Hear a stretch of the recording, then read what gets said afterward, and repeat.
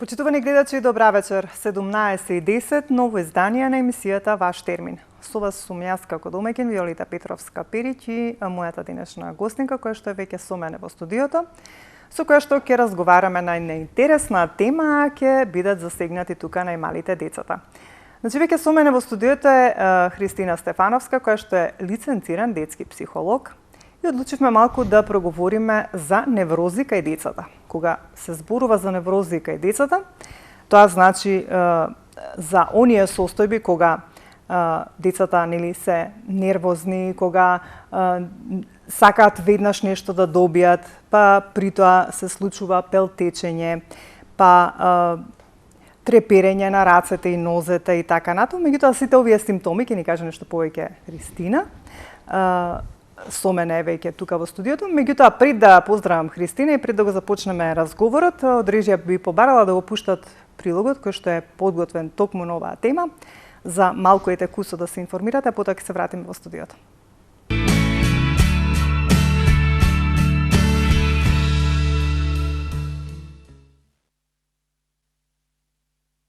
Погрешното воспитување може да предизвика неврозика и детето. Тие се психогени промени на неговата личност и се манифестираат преку промени во однесувањето и емоционалната состојба. Например, мочкање во кревет, пелтечење, обсесивно миење на рацете или други делови на телото, треперење на рацете или нозете, тикови на лицето, нагла промена на телесната тежина, повраќање, цицање на палецот, гризење на устните или други делови на телото, вртење или кубење на косата, триење на кожата, гризење на ноктите, претерано трепкање и така натаму. Тие се ненадејни и повторувачки и вознемирувачки реакции кои може да бидат манифестирани како ненамерни моторни движења слични на конвулзии, на ист мускул или на група мускули или повторувачки вокални симптоми. Важно е дека движењата и вокализациите се начин на ослободување од одредена внатрешна емоционална напнатост. Таа напнатост е поврзана со некој стресен или психотравматски настан или ситуации водени од погрешен воспитен стил на родителите. Во тој контекст би ги спомнале следниве: неусогласеност на родителските барања и можностите и потребите на детето. Тоа значи премногу барања, обврски, задачи кои детето има проблем да ги исполни, бидејќи ги надминуваат неговите капацитети и способности. Непризнавање на индивидуалноста и емоционално неприфаќање на детето. Особено ако ваквото непризнавање се изразува со раздразлив и нестрплив однос, чести прекорување и замерки, закане или телесно казнување, како и отсуство на неопходното внимание и нежност кон детето. Различен став во воспитувањето на двата родитела или останатите членови на семејството, баби и дедовци. Например, ако двајцата родители имаат контрастен начин на воспитување, едниот дава строги забрани и ограничувања, а другиот е пропустлив. Недоследност во воспитувањето, невоедначеност и противречност кај двајцата родители, што значи во иста ситуација еднаш се реагира на еден, а другиот пат на друг начин. Нестабилност во комуникацијата со детето, која е придружена со висок тон, викање и општа емоционална неусогласеност. Бојазливост во воспитувањето која се манифестира преку континуирана и непречена грижа за детето и присуство на непотребни и нереални грижи и стравови за неговото здравје и општата негова состојба, како и преголемо заштитување од социјалната средина и надворешните влијанија.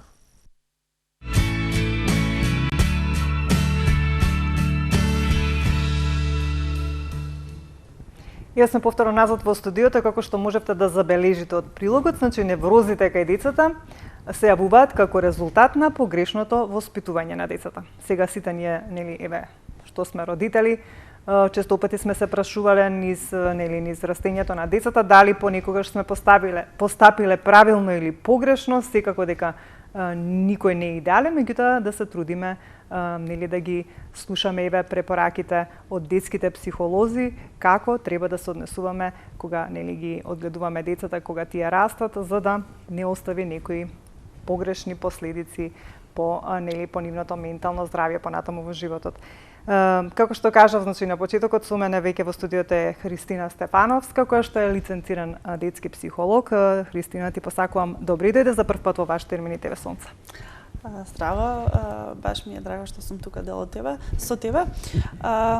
Ќе говориме за една така специфична тема, која што ги засага многу родителите, од причина што кога би се јавиле вакви симптоматски однесувања кај детето, тие стануваат многу загрижени.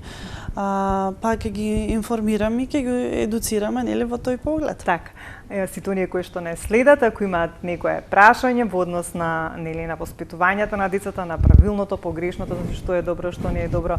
И тука од прилогот можевме да слушнеме, впрочем и ти ќе го кажеш во разговорот тоа дека ако, нели, едниот родител е построг, другиот поинаку се однесува и тука доаѓа, нели, до некои, како да кажам, лоши понатаму на некој начин лошо воспитување со манифестирање пак на некои реакции од страна на децата. Ајде да започнеме ние да говориме, па нели се со текот на разговорот ќе си дојдат сите информации. Први на почеток, значи, што се неврози и која е нивната симптоматологија? Так. Неврози, како што спомнавме и во прилогот, се психогени нарушувања на личноста на детето, кои што придонесуваат во промена на однесувањето кај детето и неговата емоционална состојба. А се стекнати од психотравматски состојби или интензивен стрес кој што детето го доживеал, па при тоа таквото доживување кое што не е обработено, не е исканализирано, го манифестира преку таков невротски симптом. Во врска со симптоматологијата немаме некои нешто сложено, во смисол истата може да биде постепено да се јавува и тука родителите може да не и дадат значење на таквата, да не превземат ништо. Тоа е реакција од типот на вртење на косата или скубење на косата, грицкање на ноктите за ноктиците, брзо трепкање со очите. Тоа говориме за малите деца или за било која возраст? За малите деца, но и било која возраст, впрочем. Најчесто кај малите деца, ќе кажеме кога уствари се јавуваат невротичните симптоми најчесто. Што значи дека едниот тип на симптоми може да се јавуваат постепено и да го забрзуваат нивното темпо. Да речеме треперење на телото во смисол на тикови со рацете или со нозете или на брзо трепкање на очите може да се јавува повремено на почетокот, па потоа да стане се почесто и почесто. Овој тип на симптоми можат да поминат беззначајно кај родителите затоа што имаат некој тек и родителите постепено ги прифаќаат како дел од детето и се носат со нив на адекватен или неадекватен начин. Но симптоматологијата може да ни биде и јавена одеднаш, да биде вознемирувачка на некој начин и за детето и за самиот родител. Например, ноќно мокрење или енуреза која што ќе се јави после воспоставени хигиенски навики и психобиолошки потреби веќе усвоени кај детето и да го вознемири родителот, нели, ако да речеме 9 годишно дете мокри во кревет. Пелтечење или обсесивно миење на рацете или други делови од телото. Исто тука ги спомнавме гризење, оштетување, еден вид на самоагресивно однесување. Така да, симптоматологијата е широка, ако велиме дека тука се јавува некакво видливо однесување, тоа може да биде и препратено со некакви мускулни реакции, брзи, репетитивни, повторувачки мускулни реакции, кои што ќе направат конвулзии на еден мускул или конвулзии на повеќе мускули, што ќе ги третираме, нели, како некој тип на тик кој што е пројавен само со мускулна форма, моторичко движење на телото, но и може да е пропратен со вокализација на самото нешто. Што е важно ствари да знаеме дека позади таквата симптоматологија секогаш се крие еден емоционален конфликт кој што носи еден импулс до телото на самото дете, до целиот организам и до неговата психолошка структура. Импулс кој што треба да прати порака и одговор на таквиот тип на стрес и да ја алармира нормално средината надворешна, тоа се родителите. Така. Кога и зошто се јавуваат овие неврози кај децата? Така, се јавуваат најчесто може да се јави меѓу втората и третата година или меѓу петата и седмата година. Да. Значи, некако ми се чини дека овие понови генерации на деца, ајде да речам, ние сме биле, можеби, конкретно за мене зборувам, ти си нешто помлад од мене, можеби нешто повеќе. Ние кога сме биле деца, обично ретко имало неврози кај децата. Ми се чини дека во поновиве генерации на деца тоа е се почеста појава. Дали грешам? Или еве вие како детски психолог, исправите ме, навистина ли е толку честа појавата кај неврози кај децата?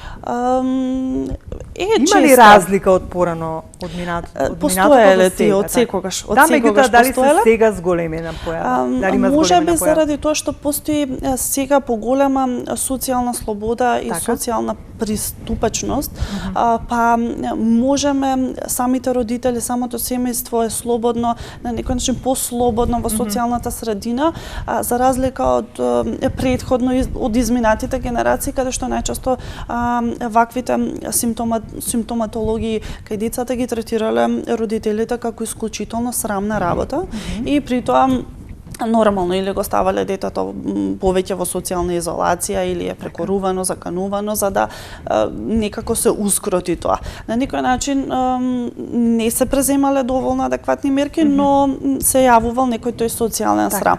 Како расте поголемата социјална слобода, што денеска исклучително ја гледаме, така родителите и децата стануваат послободни во таквата социјална средина, што не го прави нештото дека е почесто сега, а било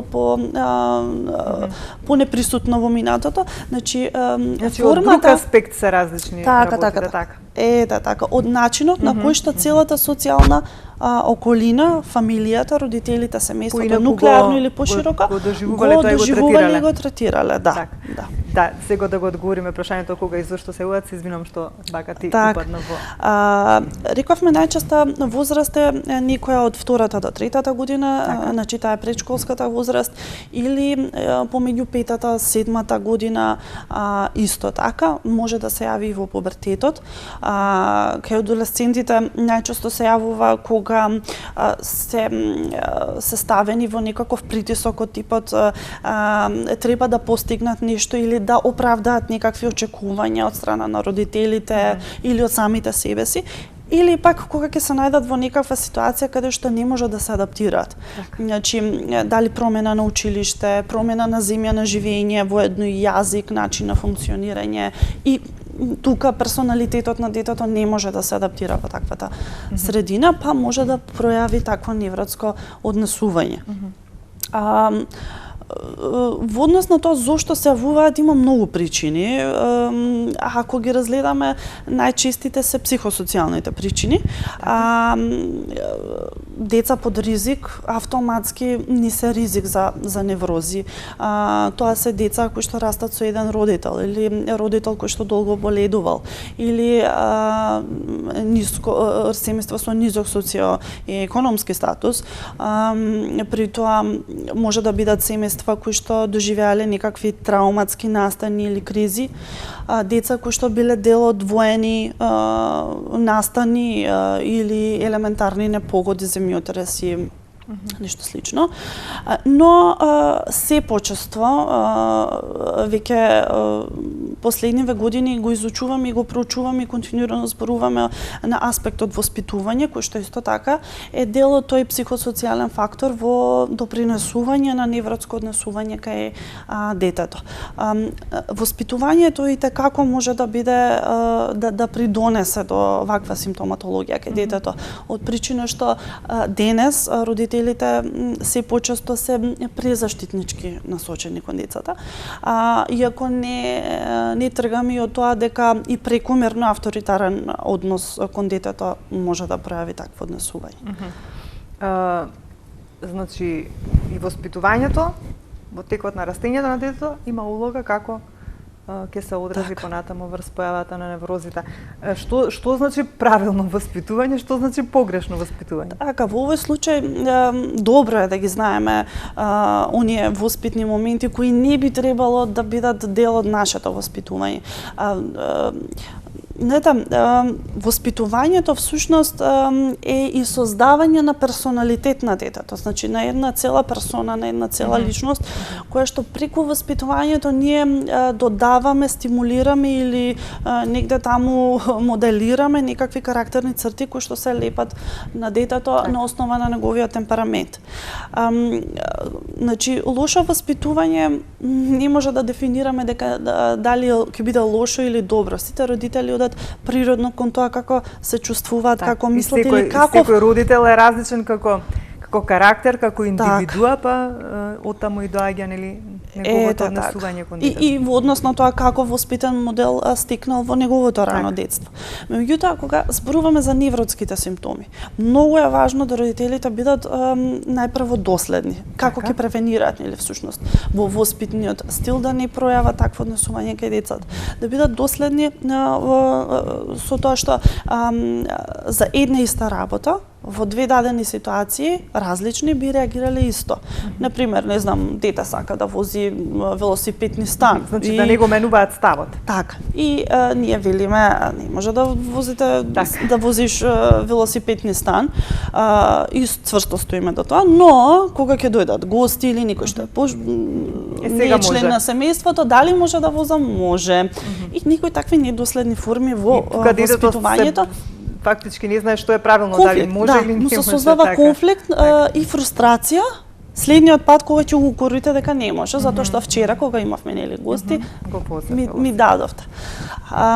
Исто така многу е важно да родителите не поставуваат прекомерни очекувања во однос на детето, поготово во однос на неговата возраст. Например, денес постојат многу амбициозни родители. Тоа сакам да прашам, дали е добро да обично сакаат родителите нивното дете уште од малости да знае, нели, и да знае јазик, и да знае да брои, да говори и што се вели се наеднаш. Дали е тоа толку добро? Колку може тоа понатаму такво едно форсирање на учење на детето на се и се што од мали, мнозеве да кажем уште од година, 2-3, нели има интелигентни деца кои што можат нели се да научат, меѓутоа дали е тоа добро толку да им се сервира на децата толку информации или пак треба да се остават малку полабаво да си го живеат детството?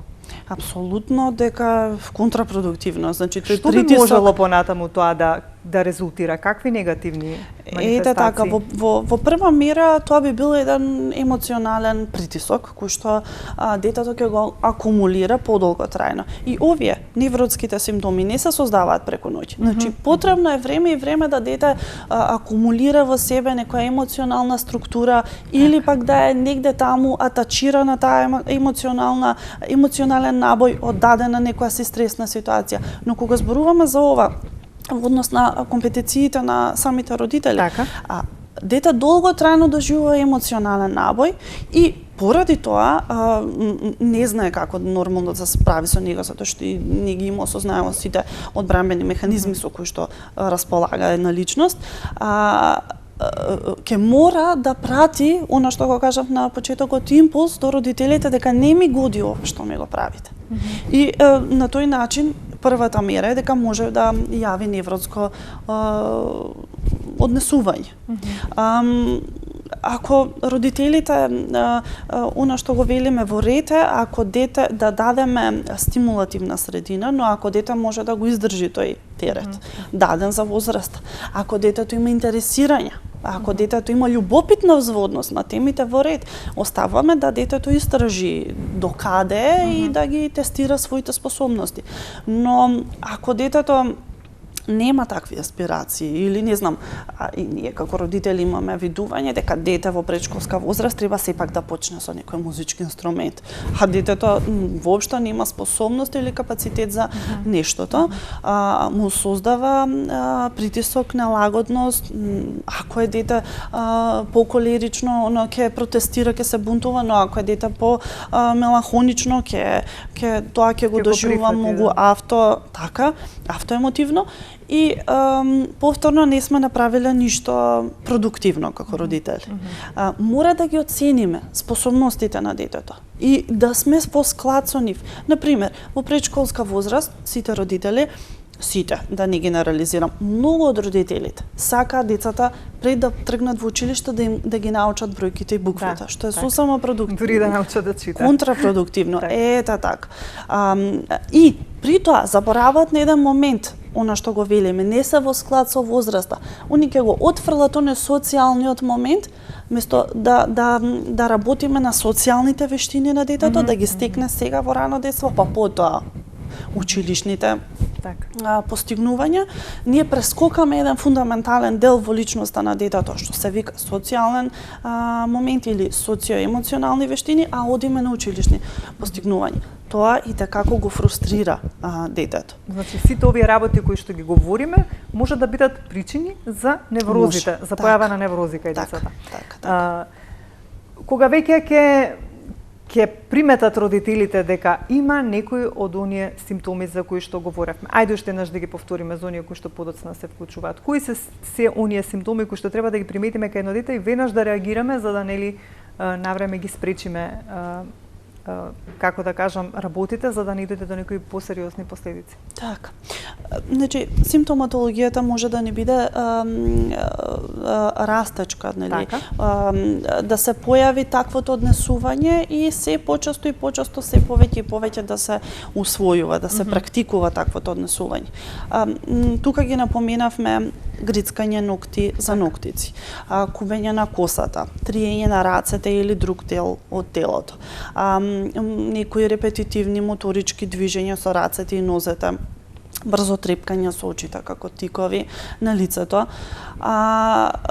И оние што велиме одеднаш се јавуваат преку ноќ симптоми, ноќно мокрење, таа секундарна енуреза, обсесивно миење на рацете на некој дел од телото, белтечење или некаква мождаби психосоматика од типот повраќање, тахикардија, да детето има силен импулс, да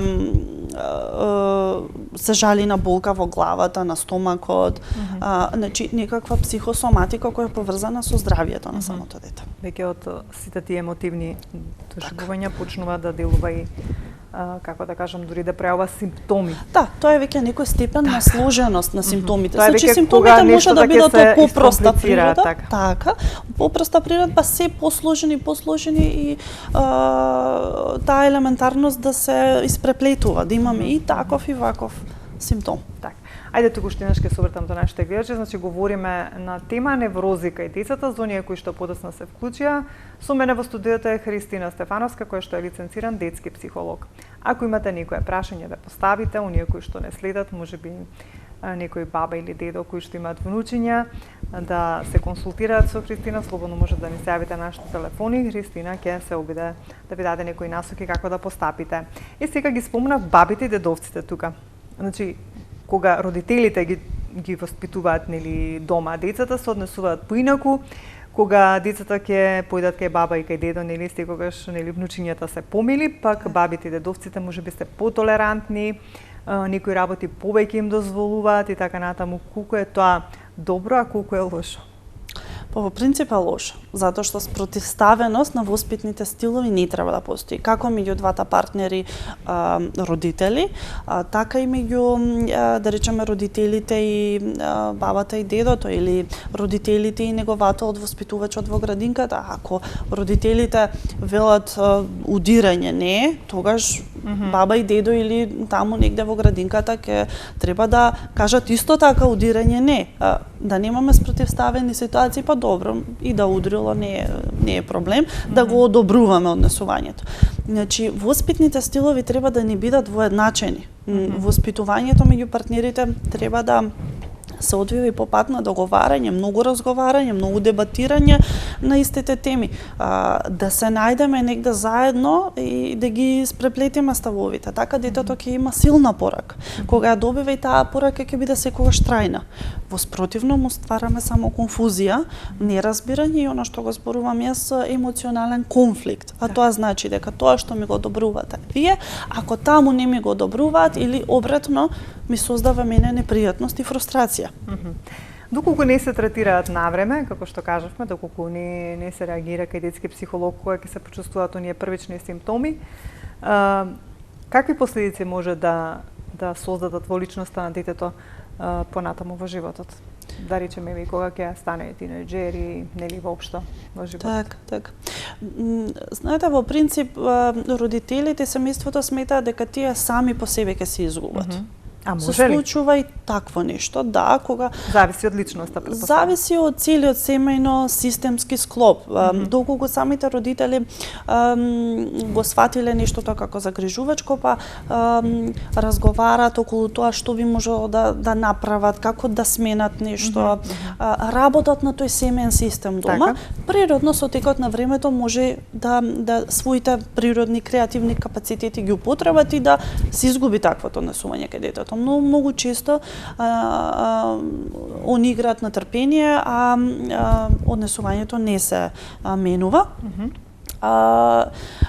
Јас тука ќе напоменам дека можеби е повеќе важно да превенираме да неправилно реагираме на таквите симптоми.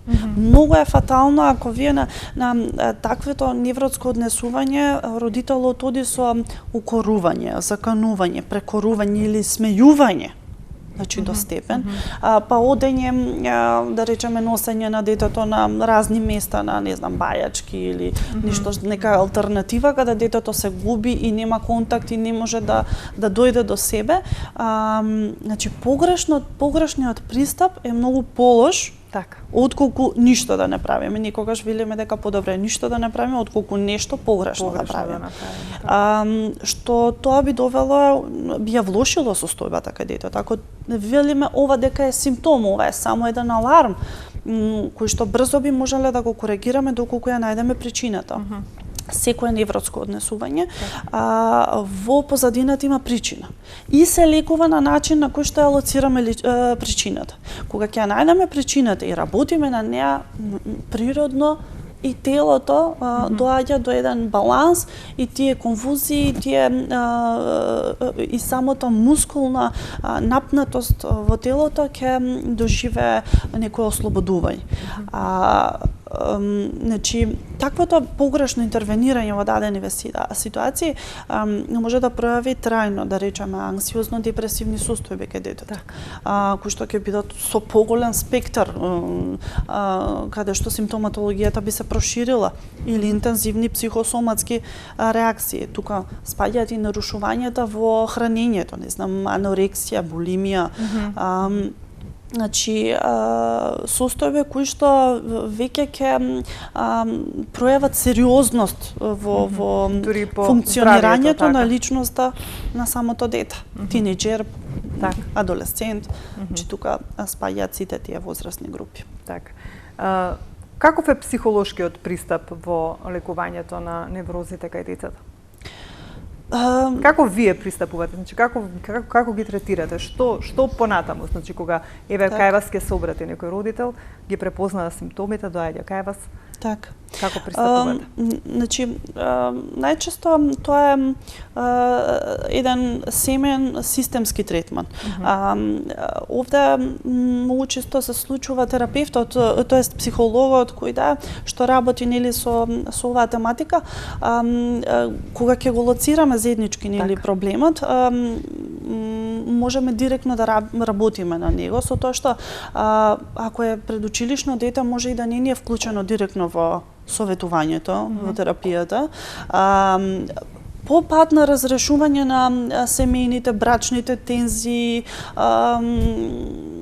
кризи, што и да се случува негативно нели во самото семејство. Значи ги вклучувате и родителите? Обавезно, да. Родителите се првите вклучени во целиот тој третман. Прво со нив разговарате, па потоа со детето. Да, значи со родителите се надминува таа семејна Всушност ја барате причината.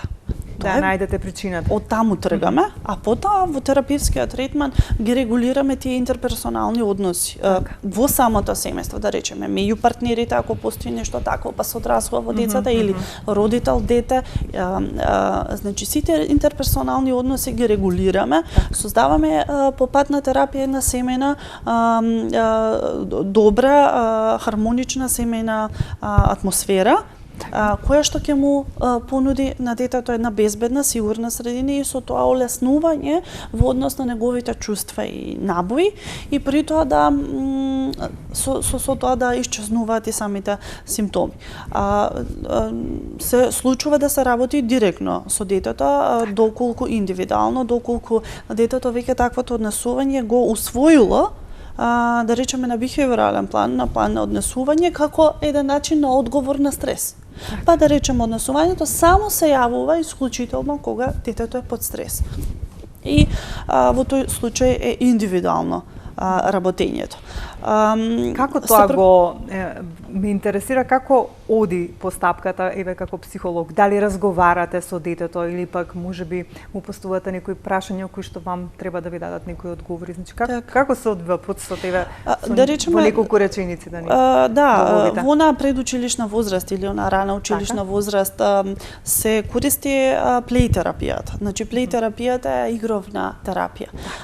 Каде дете се растеретува од тој емоционален набој преку игра, во даден случај ако се работи за некој психотравматски стресен настан, преживување на таквиот настан преку игра, најчесто е тоа со некои кадифени мечиња или фигури што се специјализирани за таа плејтерапија.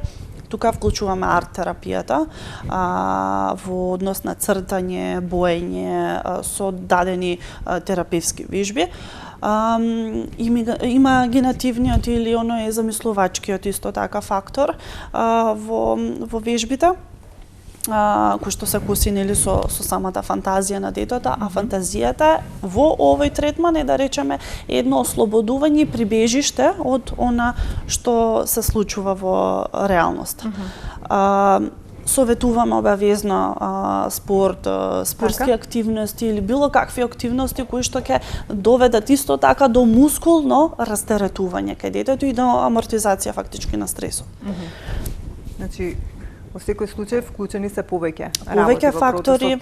Така. Би прашала само, предпоставам дека индивидуално е од дете до дете, меѓутоа еве некоја временска рамка за колкав период може да се истретираат неврозите кај децата, колку време е потребно практично, кога работите со него? Така, значи пред се третманот индивидуален, од принцип што од колку до колку може да третирање на невротско однесување и без да биде присутно детето на терапијата. Значи истото да биде асинирано само преку неколку советување со родителите. Значи се зависи од волјата на родителите, од волјата на целиот семен систем, од расположливоста на ресурсите, од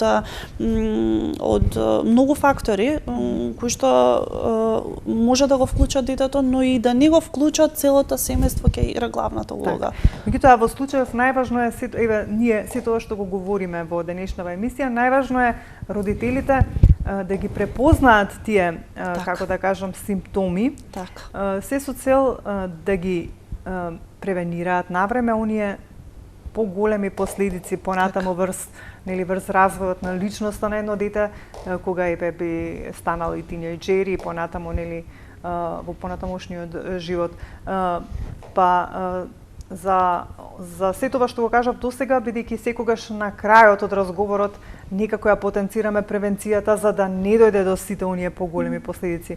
Која е најсилната превенција на ваквата симптоматологија во општо во семејниот систем и што вие како детски психолог би препорачале до родителите? Превенцијата повторно веројатно ќе лежи во некој во воспитниот систем, кој што е дел од целиот тој семеен систем. Потребно е да бидеме будни и свесни родители, да бидеме психолошки будни. Тоа не значи дека треба да бидеме оптеретени, раздразливи. Так. Напротив, треба да бидеме опуштени, да на децата трошиме повеќе време отколку пари, да играме со нив, да имаме физички контакт што подолготраен со нив. Важно е од самото раѓање да родителите се вклучени и физички и психолошки со децата. Физичкиот контакт е и како голема превенција во ваквите невротски симптоми. Многу е потребно да детето најпрво базично почувствува физичка сигурност кај родителите. Так. Добро, и секогаш советуваме дете да биде доено, да речеме, но и да не биде тоа да биде тоа заменето со тоа што во првата година од животот на детето, да речеме да спие можеби со родителите, често да го држат за раче, галење, потоа детето кога веќе имаме 1 или 2 години да играат заедно со него, да го трошат времето во игра заедно со детето, прошетки, секако. Значи, нешто што го вклучува физичкиот контакт е основно, базично, а е од огромно значење, па потоа одиме кон на психолошкото значење.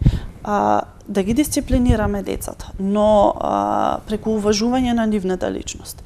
И да сме свесни за воспитниот стил кој што го водиме цело време. Дисциплинирањето не значи и казнување. Дисциплинирањето значи создавање на семејни правила кои што мора и треба да се почитуваат во рамките или на семејството или надворешни некои правила ако така сме се договориле, но правилата да бидат доследни и да овозможат доволно количество на средина, на простор да детето континуирано истражува. Дали треба премногу да, како да кажам, се што ќе посакаат децата да им удоволуваме или сепак тука треба да има некои, како да кажам, да им дадеме до знаење што може и што не може и колку тоа понатаму, например, кога децата ќе пораснат, колку е тоа добро да на детето му бидеш и пријател и родител, може ли тука да се најде некој баланс да може нели да бидете блиски со нив за да можат нели да ви се отворат за секој проблем, и да им дадете до знаење дека сте родители? Може, апсолутно може, да. Она што ако одиме на начинот да ги удоволуваме секојдневно нивните потреби, ние значи колку разговорот е важен впрочем во развојот на детето и уште и од мали нозе и понатаму кога веќе ќе станат и тинејџери ќе се соочат со многу проблеми со кои што треба, например, нели да се прилагодат и да ги решат дали сами, дали со помош на родителите, меѓутоа разговорот на родителот со детето и како е многу важен, се надевам, во целиот овој процес. Јас тука би рекла не разговорот, туку слушањето. Имав една клиентка 13 години која што многу умно кажа, мене не дека не ме слушаат, не ме разбираат. Слушањето дека биде активно слушање. Ме интересира тоа што ми го кажуваш. Сакам да го знам тоа што ми го кажуваш. Уште од мали нозе, убаво е да децата ги учиме дека ние ги слушаме, но и при тоа да ги учиме да они да не слушаат, а активното слушање е имплицитна порака пренесува на разбирање. Активното слушам, активното разбирам, тоест го уважувам тоа што го кажуваш, ме интересира и на тој начин составаме една простор за доверба да детето континуирано ни ги искажува или укажува неговите барања, желби, потреби, потешкоти со кои што се соочува во животот. Таквата врска треба да биде конзистентна, да биде доследна, да биде здрава, за да биде трајна и за да во на возрастно доба го видиме тој продукт. Многу е лошо ако велам јас внесеме бојазливост во самото однесување, во смисол да го оптеретуваме детето со некои непотребни или нелогични грижи кои што не се својствени нели за неговата возраст и при тоа да го заштитуваме од надворешната средина, од социјалната средина. Сепак треба да се прилагоди на тој начин го правиме несигурно, без добра слика за себе, без добра самодоверба и таквото дете утре дени може и да се плаши да ни се довери, да ни каже со што се соочува. Така. Значи, секако дека не сме совршени родители сите, меѓутоа затоа постоите вие, нели, детските психолози и воопшто понатаму, нели, психолозите, за сето она што не сме сигурни како родители дали го правиме добро или дали не го правиме добро и како треба да постапиме, сепак во секоја наша дилема во одгледувањето и во воспитувањето на децата да се консултираме и да побараме помош од стручни лица како вас. Така, тоа е некоја најдобра превенција, што би рекла. Тоа е една здрава навика што треба веќе ние како општество да усвоиме и таквата здрава навика да ја користиме, а при тоа ќе видиме дека ќе имаме исклучителен ефект и резултат од неа. Христина, ти благодарам. Мене ми беше многу пријатно и многу убав разговор имавме околу сите овие проблеми кои ги засегаат најмалите децата и се разбира оние поголемите деца. Ти благодарам за денешното одвоено време, секако соработката останува со тебе, па во некое следно издание за некои други моменти во однос на нели во развојот и воспитувањето на децата, бидејќи нели има проблеми кои што се јавуваат како и да е. Така, ти благодарам уште еднаш на поканата и задоволство ми беше. Така. Почитувани гледачи, тука некаде ќе ве поздравам јас за денес, секако за сите оние кои што не следат, ако сакаат нели да стапат во комуникација со Христина, ако имаат некој проблем со децата, секако веќе од утре после 8:30 ќе може да го добијат бројот од нашата секретарка. Ние се надевам дека бевме интересни, останавте до крај со нас, секако со нова тема и нов соговорник во студиото. Се гледаме веќе за 7 дена во исто време. Имајте добро здравје, грижите се за своето здравје, имајте пријатен остаток од денот.